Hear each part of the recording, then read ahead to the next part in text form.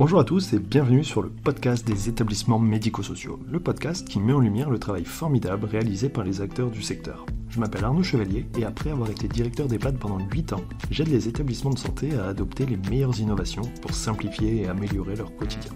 J'ai créé ce podcast pour partager les belles expériences portées par des gens passionnés.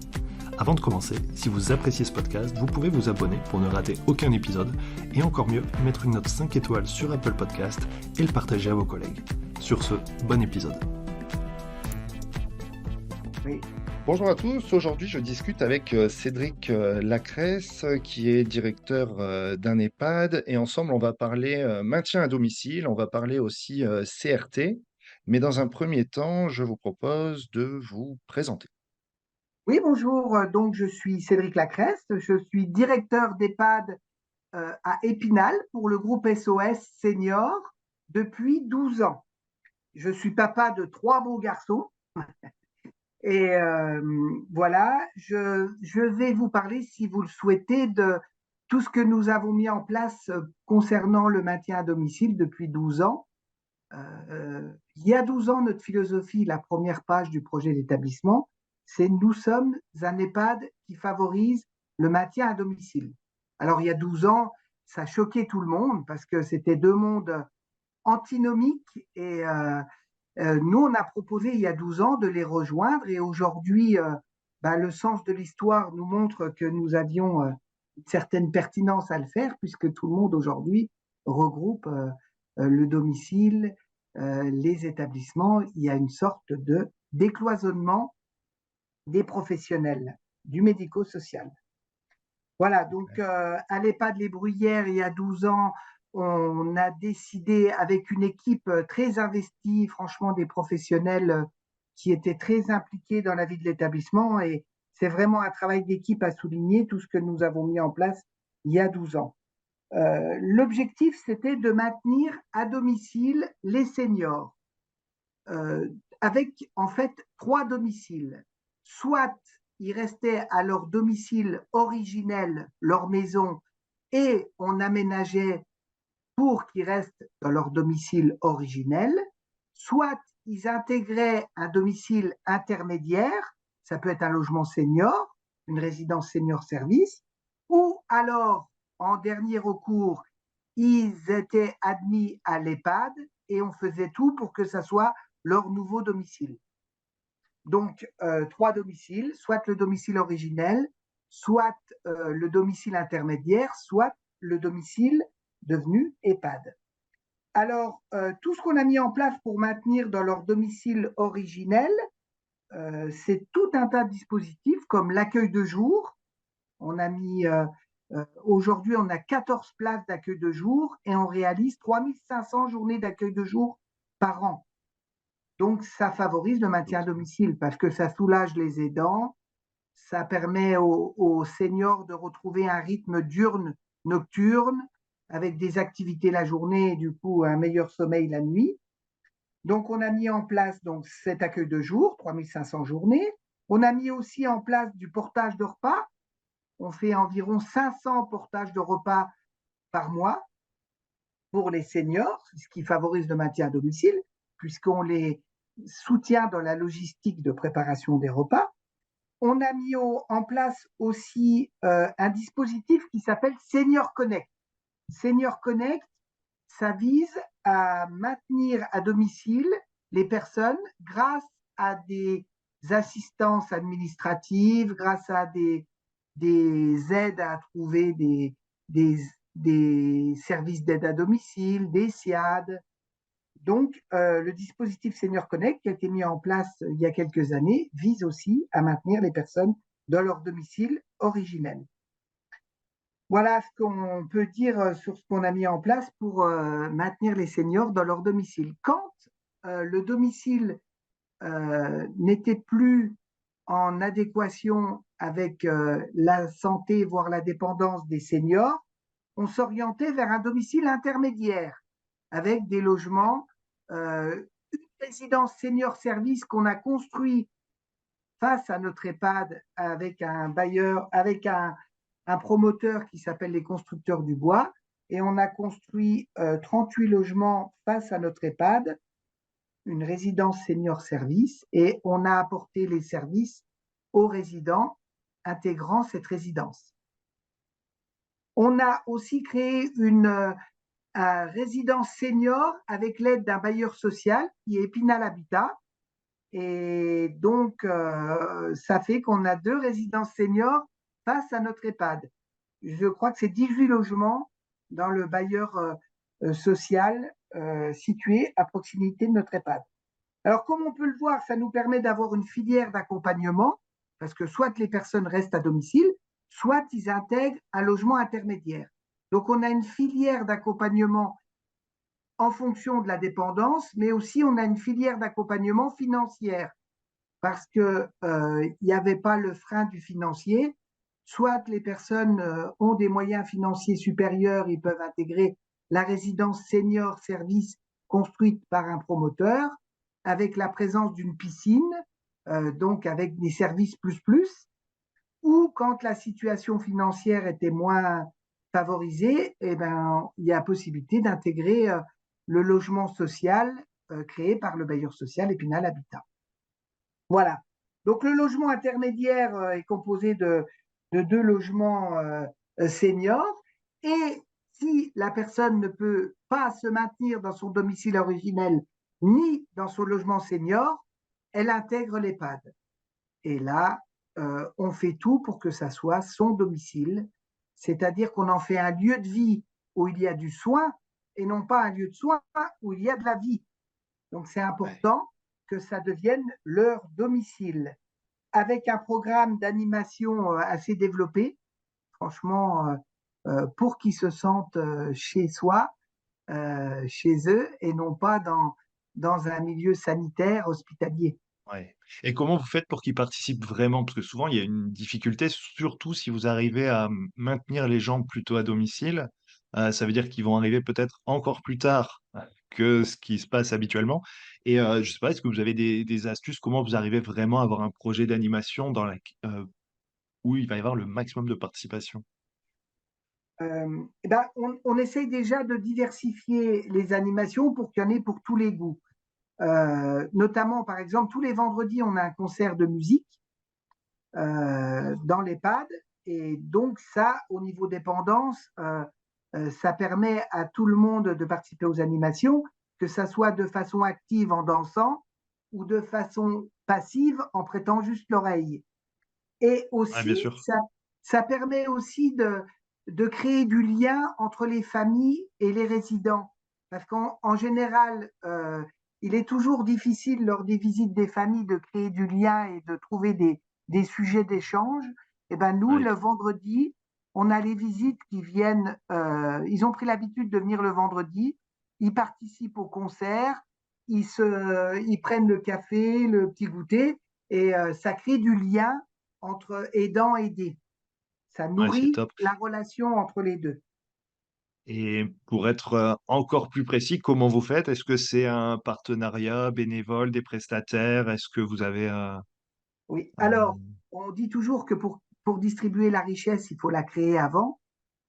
Donc, nous, par exemple, le fait d'avoir 350 journées d'accueil de jour, ça nous rapporte 250 000 euros de budget annuel. Donc, avec le ruissellement de ces recettes d'accueil de jour, eh ben, ça nous permet d'avoir un programme d'animation bien développé, notamment avec l'association Ciel Bleu qui fait des ateliers équilibre ou Ouais. encore des ateliers gymnastiques. Mais on a des prestataires qu'on fait venir plusieurs fois par an pour les prestations musicales et donc on arrive à obtenir des prix raisonnables et il y a une sorte de ruissellement des recettes d'accueil de jour qui permettent d'avoir un programme d'animation bien développé, y compris pour nos résidents et y compris pour leurs proches. Ouais, avec une logique de mutualisation, j'imagine, notamment C'est un ça, cancer, c'est facile d'impliquer beaucoup de monde, en fait. Et tout à fait, tout à fait. OK, Et ça super. permet d'être un vrai lieu de vie et un lieu d'envie, un lieu de Ouais, vie, un lieu d'envie, avec un programme d'animation, avec 5 animations par jour, une animatrice très dynamique, et en plus, le personnel est associé puisque l'animation est l'affaire de tous. d'accord, 5 animations par jour. Oui, oui. De la Impressionnant, lecture parce du qu'en journal. général, enfin, on est content quand on est à 3, quoi, une en fin de matinée, deux l'après-midi, on se dit c'est bien. Là, vous êtes à 5. Donc, Oui, oui. Alors, sans côté coercitif, on n'oblige pas les résidents à y participer. Ils ont le libre choix de participer ou non aux animations. Mais quand on en propose 5, ça permet d'avoir un panel d'animations variées et aux résidents de s'inscrire ou non dans le programme proposé. ok, super. Je me pose une question aussi. Comment vous gérez, comment vous faites pour l'articulation entre toutes ces propositions et ces options en fait de services entre le logement intermédiaire, voilà, qui est la résidence service, entre l'accueil de jour. Comment vous faites pour savoir quel service vous proposez à chaque résident pour vraiment répondre aux besoins spécifiques de chacun? Comment vous faites pour, voilà, pour déterminer qui a besoin de quoi ou en tout cas pour répondre aux besoins de chacun? Oui. Alors, en fait, quand on a identifié un besoin d'aide auprès d'un senior, en général, il est à son domicile. Il peut faire une demande d'admission en EHPAD et à nous de retravailler euh, le client potentiel. Je dis client, c'est pas au sens péjoratif, c'est au sens satisfaction du client. Notre volonté, c'est satisfaire les besoins de la population. Et notre devise, Ouais, c'est zéro senior sans solution. Donc, quand on rencontre le senior et on évalue ses besoins en fonction du degré de dépendance. Et on a une cartographie des propositions d'accompagnement et on lui propose, en fonction de ses envies, de ses besoins, mais aussi de ses capacités, une solution. Ça va être la mise en place d'un dispositif d'aide à domicile, ça va être la fréquentation de l'accueil de jour, ou ça va être carrément l'entrée en EHPAD si le maintien à domicile n'est plus possible. On a une équipe, notamment notre coordinatrice Senior Connect qui est très pertinente et notre coordinatrice accueil de jour qui se rendent à domicile et qui évaluent les besoins de la personne et qui apportent une solution, une réponse. ok. Avant de parler de Senior Connect, ma question, c'est, vous avez dit client. Et Oui, moi, je trouve que c'est un terme qu'on peut vraiment utiliser parce que je trouve que si on parle juste de question de respect et de dignité de la personne, après tout, on est tous clients de plein de choses et que c'est vrai que c'est un terme qu'on a un peu de mal à utiliser parce qu'on se dit, bah oui, mais non, parce que vous êtes sur quelque chose enfin voilà, dans un secteur associatif ou même dans le public, on se dit, c'est pas tout à fait pareil. Nous, on est là pour accompagner, voilà. Mais je trouve que la notion du client, c'est quand même assez important parce que ça veut dire quand même que on cherche à répondre à des besoins et on donne peut-être un petit peu plus comment dire, une forme de liberté aussi, de choix de prestation, parce que le client, c'est le roi, le client. tout à fait, tout Donc, à fait. c'est lui qui décide ce qu'il veut. Tout à fait, oui. Et le client, par exemple, le client de l'accueil de jour est le plus dur à satisfaire parce qu'il rentre chez lui tous les jours. Donc, si le lendemain, il n'a plus envie de revenir, on ne le voit plus. Donc, nos 3500 journées d'accueil de jour annuelles nous prouvent qu'on est un peu dans le vrai et qu'on satisfait les besoins du client parce qu'il revient le lendemain.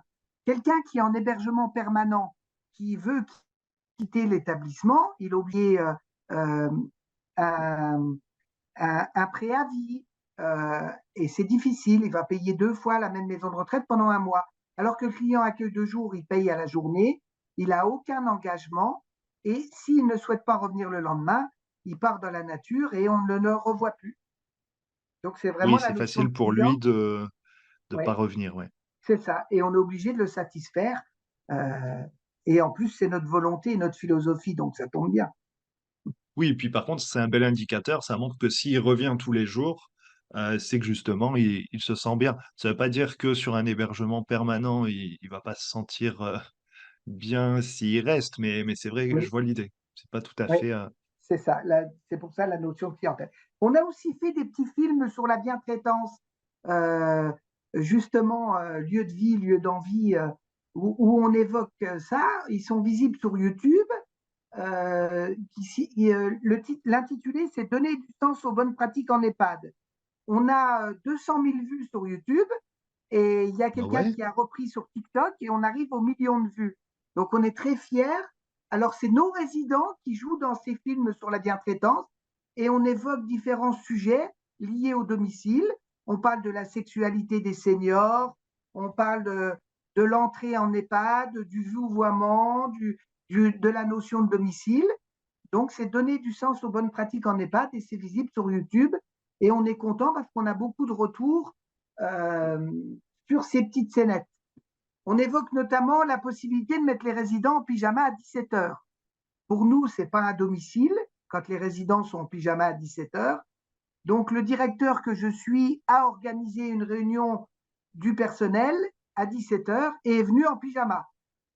Donc, ça a choqué tous les salariés. Et moi, je leur réponds, pourquoi ça vous choque que je sois en pyjama à 17 heures et que la personne de la chambre 2 la mettre en pyjama à 17 heures, ça vous choque moins. Voilà, Ouais, c'est génial. bah oui, Ah, c'est génial. Mais du coup, je suis un peu dégoûté de ne pas avoir vu avant et qu'on puisse en parler un peu plus parce que c'est génial. Et 200 000 vues YouTube, c'est énorme.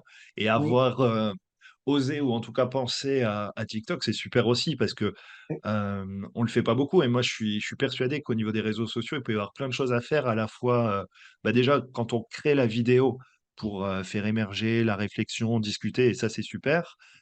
Aussi, je pense que la problématique de tous les établissements, c'est les questions de recrutement, qui voilà, aujourd'hui, on a personne n'a vraiment envie de venir travailler en EHPAD, surtout quand on ne sait pas ce que c'est, parce qu'on a les a priori, plutôt négatifs. Tandis que, bah, parfois voir ces images comme ça, voir ce qui se passe vraiment dans les établissements, avec un côté quand même plutôt positif et plutôt dynamique, je trouve ça vraiment vraiment extraordinaire. Donc, oui. je le Et surtout, partagerai avec, grand plaisir et voilà, j'irai et c'est voir, nos résidents et c'est nos professionnels qui ont. Alors, c'est un peu mal joué que si, un peu plus mal joué que si c'était des professionnels du théâtre, mais c'était volontaire parce que c'était un projet institutionnel pour évoquer ces différents sujets. Alors après, c'est un peu délicat hein, parce que je me retrouve en pyjama en réunion et à mes heures perdues, je suis évaluateur externe oh, d'établissements sociaux et médico-sociaux. Donc, des fois, j'arrive en évaluation sévère avec mon costume et puis on me dit, oh, je t'ai déjà vu en pyjama sur YouTube. Donc, ça peut donner des scènes cocasses et ça détend l'atmosphère de la contrainte de l'évaluation externe des établissements sociaux et médico-sociaux. non, mais c'est un super moyen de faire passer le message et c'est vraiment, vraiment top. La chaîne YouTube s'appelle Tout à comment? fait. Qu'est-ce qu'il faut taper pour foncer voir Ben, vous tapez donner du sens aux bonnes pratiques en EHPAD et vous allez tomber directement sur nos films qui durent 20 minutes. Ah ouais, quand même, Ouais, mais chaque film dure 20 minutes et on arrive donc à 200 000 vues. C'est plutôt, on est content. c'est énorme, hein. Ouais. Alors, il y a tous les projets qu'on a fait, et puis il y a ceux qu'on a abandonnés parce qu'il y avait des soucis de Covid ou de faisabilité. On aurait souhaité mettre une école Montessori dans nos murs. On avait tout ficelé. Et puis, Dame Covid est arrivée et ça a posé des problématiques de promiscuité entre une école et un EHPAD. On voulait aussi faire un pas hors les murs. Ça a été difficile à mettre en place. Donc, il y a tout ce qu'on a fait et puis il y a tout ce qu'on aurait voulu faire. Mais on a la prétention aujourd'hui de, comme on est plutôt impatient et passionné, eh ben on a la prétention d'avoir fait les pattes de demain dès aujourd'hui. Et, Ouais. Non, mais c'est top. Quand vous dites école Montessori, c'est une école pour les enfants et oui, école oui, primaire, c'est ça? c'est ça. Voilà, on avait envisagé d'accueillir dans nos locaux une école primaire Montessori et de faire de l'intergénérationnel avec nos. Il existe quelques écoles en France qui ont intégré les murs des EHPAD ou quelques crèches Ouais. et on voulait s'inscrire dans cette démarche, mais on n'a pas pu aboutir à cause de cette période épidémique. Ok. On a dit au début que donc vous êtes un établissement qui fait partie du groupe SOS. En Oui. quoi est-ce que c'est vraiment des initiatives qui viennent de l'établissement et comment le groupe peut vous soutenir ou vous guider Alors, un peu? l'avantage du groupe SOS, c'est que quelque part, on est un peu dans l'entrepreneuriat social, c'est-à-dire que Ouais. on nous soutient, on nous apporte tout le support nécessaire au fonctionnement des établissements, C'est pas moi, par exemple, qui vais assurer la veille juridique et la mise à jour des contrats de séjour, c'est plutôt le service support qui le fait. Néanmoins, il nous laisse, entre guillemets, nous éclater sur le terrain et la stratégie, et il nous laisse déployer les réponses aux projets, aux appels à projets. Dans le cadre de notre discussion, ça va être le CRT, ça va être Senior Connect, mais on nous laisse nous éclater dans la partie stratégique, et moi, ça m'enlève toute la partie derrière veille juridique ou qui n'est pas à mes yeux intéressant, et c'est pas pour ça que j'ai choisi le métier de directeur d'EHPAD depuis plus de 20 ans. Ouais, je comprends. Néanmoins, c'est vrai qu'un groupe et c'est vrai que le groupe SOS, vu le développement de ces plusieurs années, dernières années, c'est vrai qu'il y a certainement, ouais, peut-être cette philosophie aussi d'ouverture par rapport à l'innovation qui est Oui, importante aussi, quoi. D'être, oui, si c'est oui, pas soutenu directement à travers un coup de main vraiment opérationnel, mais c'est au moins donner la latitude et l'autonomie de faire, et ça, c'est super oui, tout à important. fait. Et la loi de 2016 d'adaptation de la société au vieillissement, dans l'article 51, nous permettait de faire des expérimentations, donner un cadre légal à la Ouais. possibilité de déployer des expérimentations. Ok.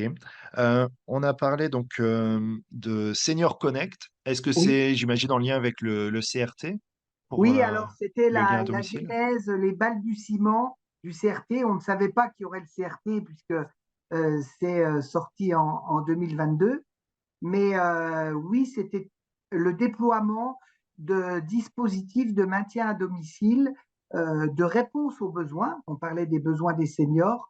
Donc, on allait à domicile des seniors par le biais de Senior Connect, et on déployait ou une aide administrative, par exemple remplir un plan APA, mais aussi une personne âgée à domicile cherchait un plombier recommandable pour éviter l'abus de certains, pas tous les métiers, hein, bien sûr, mais Ouais, que ça coûte de pas trop certains trop cher. professionnels. Nous, on se portait garant un petit peu de l'intervention de prestataires, ou tout simplement un senior nous demandait un partenaire pour jouer au Scrabble, et donc avec Senior Connect, on leur trouvait deux partenaires adéquats D'accord. pour, voilà, on avait une Donc si, intervention. si je comprends bien, vous avez lancé ce projet-là avant les appels à projets CRT, c'est ça? Voilà. Et je pense que c'est tout naturellement qu'on a eu le CRT, justement, Vous aviez un peu parce que d'avance. on avait déjà fait les balbutiements du CRT grâce à ça, grâce à notre dispositif Senior Connect. Alors, des fois, j'ai des discussions avec mes collègues qui me disent, mais comment tu as le temps de faire tout ça, tous ces projets? Parce que aujourd'hui, les directeurs d'EHPAD, on est multitâches, hein, on est les couteaux suisses. Je dis toujours, c'est le métier le plus C'est clair. complet qui existe parce qu'on gère du soin, on gère du circuit du linge, on gère du circuit de restauration, on doit tout savoir sur l'hygiène, l'HACCP, la méthode RABC en matière de linge. Et ben, je réponds toujours, effectivement, c'est un métier qui est attachant, Mm. toujours, permettez-moi euh, ce, ce mot Non, c'est très bien galvaudé. vu. Entre Ouais. contrainte et passion. C'est ça, c'est ça. Donc, je dis toujours, notre démarche de projet, elle permet de gagner du temps sur d'autres dispositifs. Ben, tous les dispositifs qu'on a mis en place, que ce soit l'accueil de jour ou les résidences seniors face à notre EHPAD, ça me permet de gagner du temps. Aujourd'hui, je ne prospecte pas pour trouver des nouveaux résidents. On a notre liste d'attente qui est naturellement constituée. Et on a une forte liste d'attente parce que comme on a la filière d'accompagnement, on a tout naturellement des personnes qui souhaitent nous rejoindre. Et quand on voit un résident qui est passé par l'accueil de jour, l'intégration dans l'EHPAD se fait plus facilement parce qu'il connaît les locaux, il connaît les autres résidents, il connaît le personnel, il connaît les habitudes de vie. Donc, l'intégration, on dit qu'on n'a jamais une deuxième occasion de laisser une première impression. Eh ben, Ouais. l'intégration en EHPAD se fait beaucoup plus facilement quand les personnes ont fréquenté l'accueil de jour auparavant. Donc, Oui, je vois l'idée. voilà, je gagne du temps sur la recherche de nouveaux résidents, mais aussi je fidélise les équipes parce que dans le cadre de Senior Connect et d'autres dispositifs, l'accueil de jour ou autres, je donne des parcours à mes salariés. Aujourd'hui, on est dans une société où les salariés ont besoin de nouveaux challenges. On est dans la société du zapping. Eh ben, je donne des évolutions de carrière. On disait autrefois une aide-soignante, elle était aide-soignante un jour, elle était aide-soignante toujours. Eh ben, dans notre EHPAD, l'EHPAD Les Bruyères à Épinal, c'est pas le cas. On a des aides-soignantes qui sont passées au service accueil de jour, on a des aides-soignantes qui sont passées au service PASA, pôle d'activité et de soins adaptés. On a des aides-soignantes qui sont passées au dispositif Senior Connect. Ça permet d'avoir des nouveaux challenges tout en gardant la fidélité des salariés. Donc on a moins de turnover et on a moins d'absentéisme que les autres EHPAD. Donc si je résume, on a effectivement des nouveaux challenges à remplir, nous, en tant que managers, mais quelque part, le management de projet nous permet de gagner du temps pour recruter des nouveaux salariés, pour recruter des nouveaux résidents. Voilà. Il faut qu'on change notre logiciel de raisonnement et c'est investir pour après récolter en temps. Non, mais c'est sûr, hein, c'est très cohérent. Alors, il y a l'aspect déjà, c'est vrai qu'avoir cette notion de filière qui permet d'être en contact avec les personnes un peu, voire beaucoup en avant de l'admission en EHPAD, c'est vraiment un moyen, moi je trouve, d'entretenir la confiance au préalable, en fait. Ce qui fait que si les gens, avant de rentrer en EHPAD, ben, connaissent déjà les équipes, la direction, le fonctionnement, vont à des activités, ben, finalement, la transition, elle se fait quasi naturellement et il y a pas cette notion de rupture de parcours de quelqu'un qui est à domicile, qui dit: «Moi, j'irai jamais en EHPAD» et qui, ben, du jour au lendemain, doit y aller parce qu'il y a pas trop le choix. Le fait d'avoir pu essayer, ben, un service, un peu d'accueil de jour, un peu de temporaire, peut-être un habitat intermédiaire à travers la résidence service senior, ben, c'est vrai que ça permet le jour où, on sent que ça devient difficile de, voilà, d'avoir cette transition, d'une manière beaucoup plus souple, en fait, beaucoup plus Oui, et vous simple. avez compris, la marche est moins haute. Et souvent, Ouais. c'est eux qui sont demandeurs d'intégrer parce qu'ils disent, oh, j'ai Ah froid oui. quand je rentre chez moi, j'ai plus envie de me faire à manger le soir. Donc, ça serait bien que j'intègre l'EHPAD en tant qu'en hébergement et non plus en accueil de jour. Donc, et quand toutes les situations se font dans l'acceptation, eh ben, elles se vivent mieux par expérience. Et on a déjà calculé la durée moyenne de séjour des résidents ayant fréquenté l'accueil de jour auparavant et des autres résidents, et on se rend compte qu'elle est sensiblement plus forte pour les résidents qui ont fréquenté l'accueil de jour auparavant Oui, et ben, qui on étaient… le voit, hein, ces dernières années. Moi, je me rends compte de toute façon, on voit les accompagnements pour lesquels ça se passe le mieux et pour lesquels c'est le plus long, parce que c'est l'objectif aussi, mais dans les meilleures conditions. À partir du moment, alors, il n'y a pas forcément besoin de connaître les personnes auparavant, mais quand les personnes sont volontaires, que c'est leur projet, tout est tellement plus simple et même aussi, pour les équipes, en fait. Parce qu'avoir des gens qui sont, bah, contents d'être là, c'est aussi un peu comme les équipes, si elles sont contentes d'être là, il y a pas de raison que ça se passe pas bien, quoi, au contraire, tout va C'est bien. ça, tout à fait. Vous avez tout compris.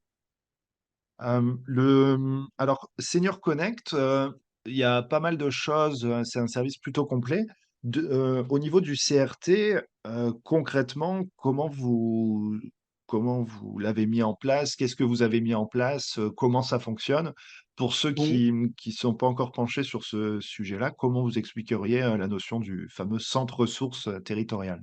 oui. Alors, comme je vous l'ai dit, on avait mis tout un tas d'actions en place préalablement à l'obtention du centre de ressources territoriales.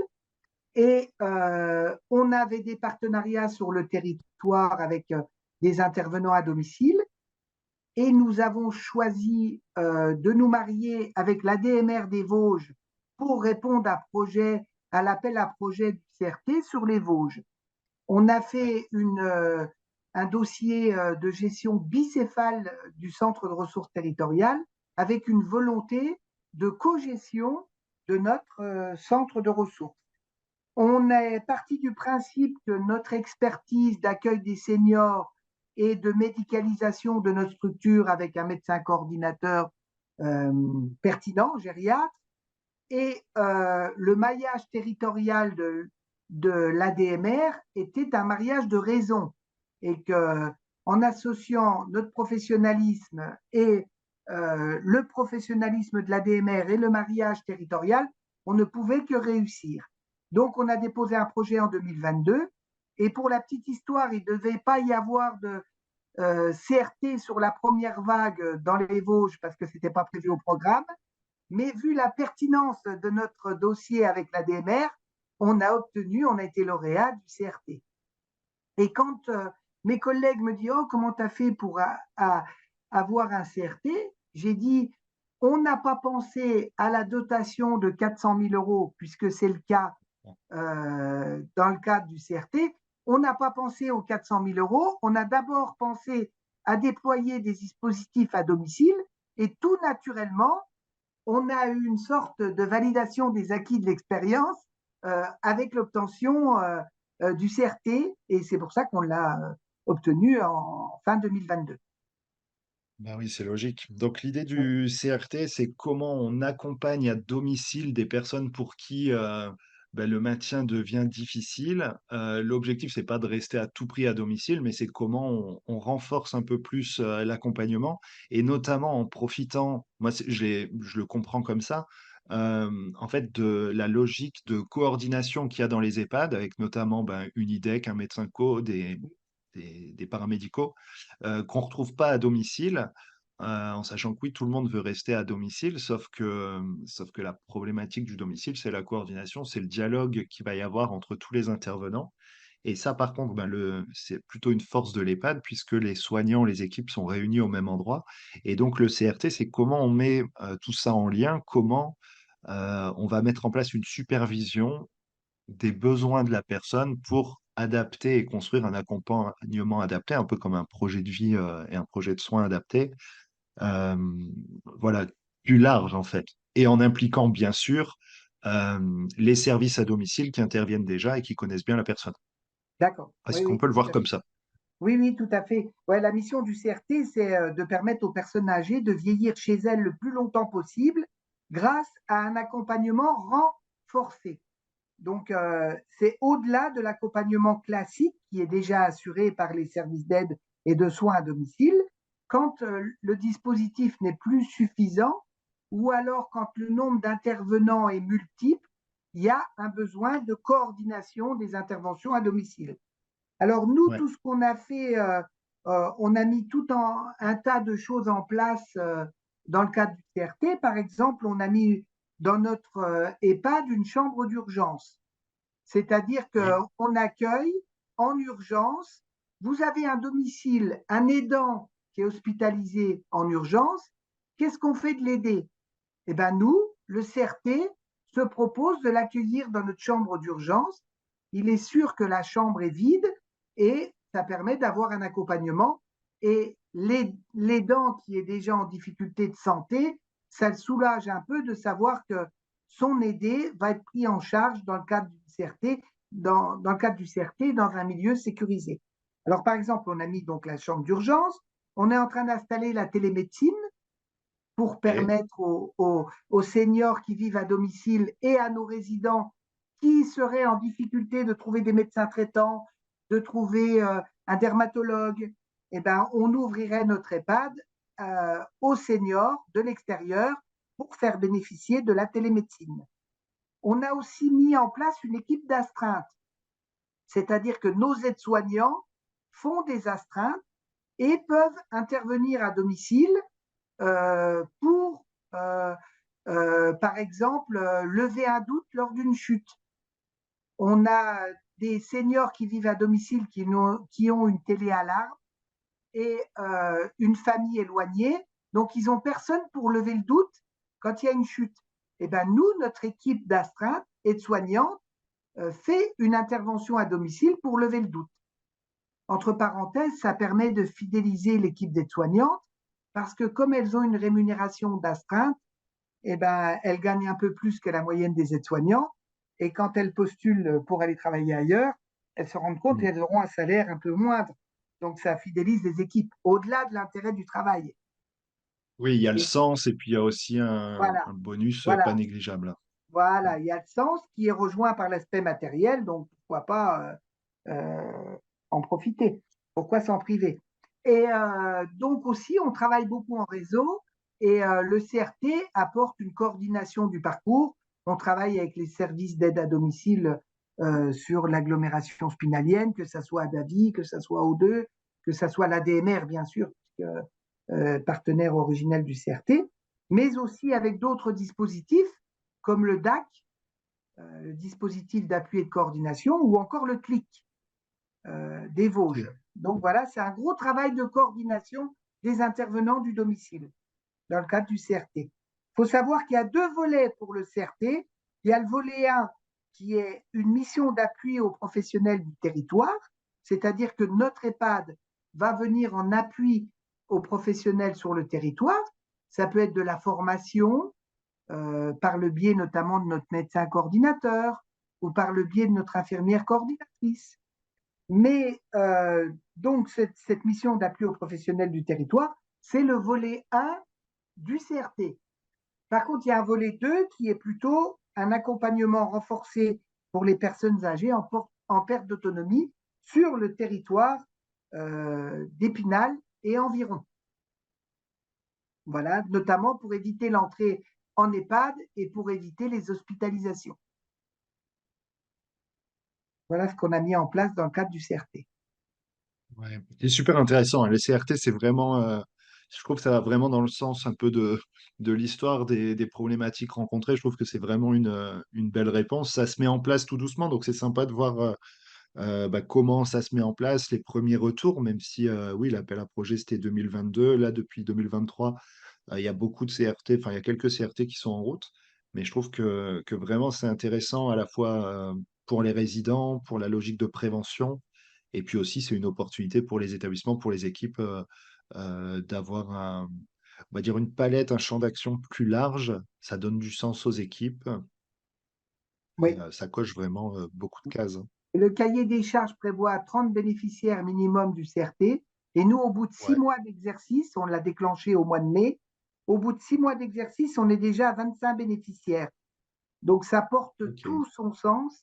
Ce dispositif nous paraît essentiel. Et rappelez-vous, dans mon préambule de la petite intervention de mon petit Laïus, je disais, nous sommes un EHPAD qui favorise le maintien à domicile. Et bien aujourd'hui, en 2023, le CRT vient rejoindre la première phase de notre projet d'établissement créé en 2012. Donc voilà. Ok. Ouais. Non, c'est top. Est-ce que vous avez un exemple, une anecdote par rapport à des choses qui ont pu se passer à travers le CRT, des accompagnements réussis ou des personnes voilà, qui sont très satisfaites grâce au CRT? Oui, oui, on a beaucoup de cas concrets de personnes qui ont perdu leur conjoint et qui me disent, sans tout ce que vous avez mis en place, on s'en serait pas remis. Dans le cadre des astreintes, tiens, on a régulièrement des personnes qui sont coincées sur les balcons de leur résidence senior en plein été, en pleine canicule, et on intervient avec l'équipe d'astreinte parce que malencontreusement, ils ont fermé leurs volets et ils se Ah retrouvent ouais, coincés sur leur balcon en plein soleil, déshydratés. Donc l'équipe d'astreinte intervient à domicile pour libérer, délivrer les ouais. résidents, notamment des résidences seniors. Ouais, non, mais c'est clair, c'est le truc tout bête. Et comment ils font pour appeler? C'est un système d'appel, Alors, de présence ou téléphone alors souvent, portable? on a la téléassistance, Ouais, on sensibilise les professionnels, les résidents, pardon, pour installer la téléassistance et nous, on vient, après la centrale qui décroche, on vient pour intervenir au domicile des seniors. ouais, et comme vous avez les clés, vous n'êtes pas loin et tout ça, Tout à fait. ça peut même Voilà, éviter des tout à fait. catastrophes, quoi. Voilà. Ok, super. Eh ben, merci beaucoup pour toutes ces infos. C'est super intéressant. Et puis, ce qui est intéressant de voir aussi, c'est de partager aussi un projet qui s'est inscrit dans la durée, hein, sur 12 ans et de voir l'évolution. Et puis, c'est vrai que c'est toute la question des appels à projets dans l'idéal, quand on a pu anticiper et puis qu'on peut concrétiser des actions en cours par rapport au fait de partir à zéro sur un appel à projet qui tombe, c'est sûr que forcément, c'est plus intéressant, quoi. Ouais, ouais. Ah ben oui. Et il faut voir comme un projet, comme un investissement en ressources humaines, un investissement en qualité d'accompagnement des résidents, des usagers, des bénéficiaires pour l'accueil de jour et autres. Et il ne faut pas le voir comme une contrainte de temps. Et voilà. Et aujourd'hui, je vais changer d'environnement, c'est-à-dire que je vais quitter mon poste de directeur d'EHPAD pour me consacrer justement au partage de tout ce que j'ai capitalisé par le biais de l'évaluation externe, puisque je développe mon activité d'évaluateur externe, mais aussi par le biais de formateurs ou de consultants en déploiement de CRT. Et après 12 ans de bons et loyaux services dans cet EHPAD Les Bruyères, avec une équipe formidable, je vais voguer vers d'autres activités pour partager tout le savoir capitalisé. Ok, super intéressant. Alors, si on veut des infos sur le CRT, justement, ou un coup de main dans l'accompagnement, comment on vous contacte? Eh ben, on peut m'envoyer un mail, je suis sur LinkedIn. Voilà, c'est comme ça que j'ai connu vos podcasts très Ouais. pertinents et je les écoute. J'ai 1 heure de route pour aller au travail, donc Ah bah j'en voilà, ça profite marche bien. pile poil votre podcast et justement, j'ai appris plein de choses avec des intervenants de qualité. Et c'est ce qui m'a donné l'envie de partager notre expérience de CRT. Alors, soyez prudents sur la route si vous faites comme moi en Ouais, écoutant. faut regarder la route quand même, mais bon, le principe du podcast, c'est aussi tout l'intérêt. Moi aussi, j'écoute beaucoup sur la route, ça marche bien Oui, et puis voilà, ça permet de reprendre aussi au fur et à mesure quand si la route est un peu plus courte que la durée, et puis il n'y a pas de pub, c'est ça qui est bien. voilà, Moi c'est maintenant, ça. quand j'écoute la radio, ça m'énerve parce qu'il y a des pubs, ça s'arrête, tout ça, Ouais. voilà. Nickel, et ben merci beaucoup pour ce retour d'expérience, pour ce partage, et puis ben peut-être à bientôt. D'accord, eh ben, je vous remercie et Au continuez revoir. surtout. Au revoir. Merci d'avoir écouté l'épisode jusqu'au bout, j'espère que le sujet vous a plu et qu'il vous inspirera. Pour m'aider à faire connaître le podcast, abonnez-vous sur votre plateforme d'écoute préférée ou notez-le et partagez-le sur vos réseaux sociaux. N'hésitez pas à me contacter sur LinkedIn pour toute remarque ou proposition de sujet. Bonne journée et à bientôt sur le podcast des établissements médico-sociaux.